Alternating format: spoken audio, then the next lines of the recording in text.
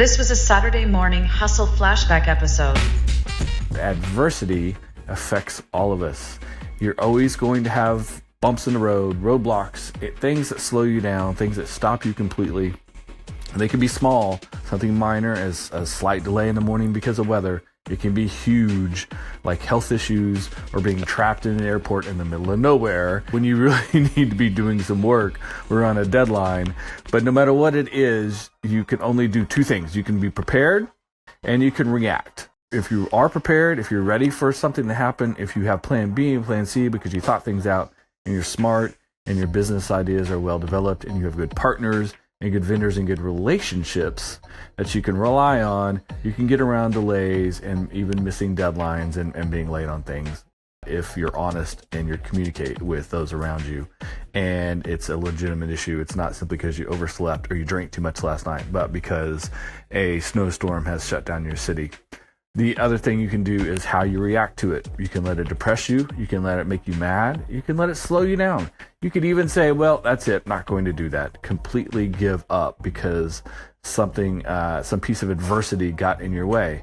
But what's the point of that? And in fact, if that's the first reaction you're going to have, you're probably not going to make it as an entrepreneur or business owner anyways. So you're going to react in the right way, which is, that means I got to work extra hard on the weekend. I got to stay up late. I got to get the laptop out at the airport and grind out whatever I can. Being prepared and then how you react is how you take lemons life gives you and you make lemonades. You've heard that before, right? But think about it. Every time you do something worthwhile, it's going to be hard. What makes it hard are those bits of adversity, those things that pop up against you. How you push them back and push yourself forward is the key to either being successful or just being average, possibly even being a loser. Hate to be cruel to you folks, but that's just how it is. So don't let the bumps in the road slow you down. Just let it push you forward. Use it for motivation. Use it to double down, triple down on hustle and grind. Go in on Saturday, go in on Sunday, stay up late. If you take it serious, make it happen, make it yours, and you'll have no excuses and you'll have no way people can tell you you didn't earn it. Good morning. It's Saturday. I'm in the office. You know what that means. The Saturday Morning Hustle podcast. And today is an interesting story because it is true. This week has been chaos and disaster for me. Nothing has gone as planned. Nothing at all. No day, Monday through Saturday, has worked out the way I expected it to. My to-do list is still my to-do list. I didn't get any of those things done, or practically none of the things on my to-do list done. But I got a lot of stuff done because things change, things happen, plans change, stuff pops up on you. This is just how life is, and definitely business. Business is very often not what you planned or expected. It's never a straight line from point A to point B. There is no do these 3 steps and you become successful.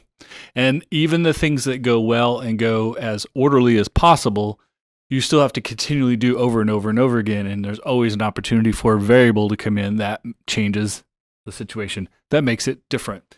So too many people have an idea in their head when they start a business, when they run a business, when they're trying to accomplish something, a task, whether it's running a business, have a social media account, trying to develop followers, being an artist, being a musician, being an athlete, doing something that takes skill and talent where you have to practice and you have to work over and over again, or you have years and years of study before you can be at a proficiency level, a really high proficiency level.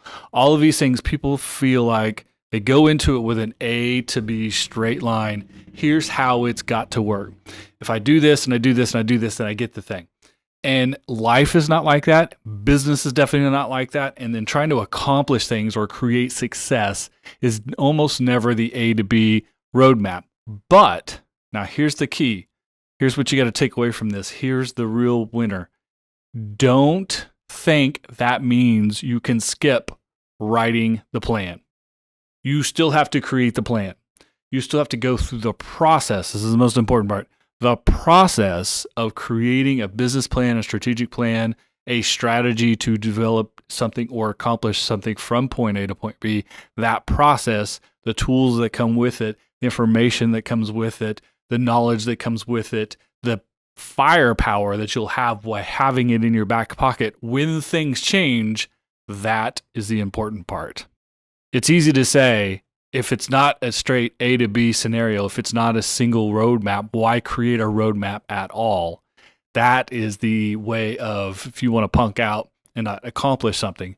But if you want to actually accomplish something, create the plan using logic, using strategy, using data, using best practices, using past experience, all those things to create as good of a plan as possible. But you have to create room for changes and adaptation, and for it to morph and develop as you do things, because some of it will work, some of it won't.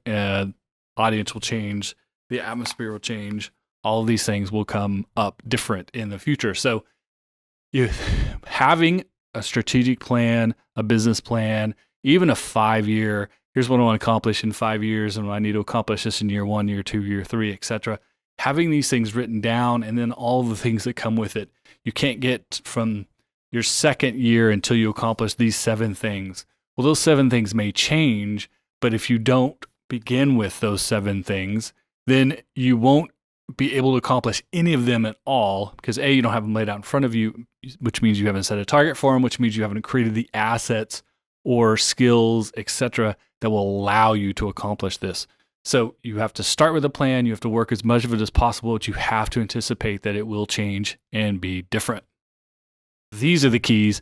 Being open to this process, starting the process, trying to be as true to your original idea and strategy as possible, but being open to the idea that it can and will change, and that change isn't the thing that makes you stop or feel like you don't know what you're doing or that it's impossible.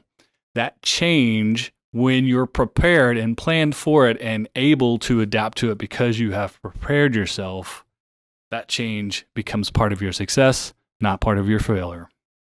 It's a simple equation, but that's how it works. So go into it with the attitude that it will change, but create as much of a path as you possibly can. Good luck. See you next week. Thanks for listening. Subscribe so you never miss an episode. Leave a comment, leave a review, share with a friend. I would really appreciate that. Follow and engage on social media, Twitter, Instagram, LinkedIn, and the Saturday Morning Hustle Facebook fan page. All the information, all the past episodes, all the Saturday Morning Hustle, Entrepreneur AF, and Coffee and Donuts swag is at SaturdayMorningHustle.com.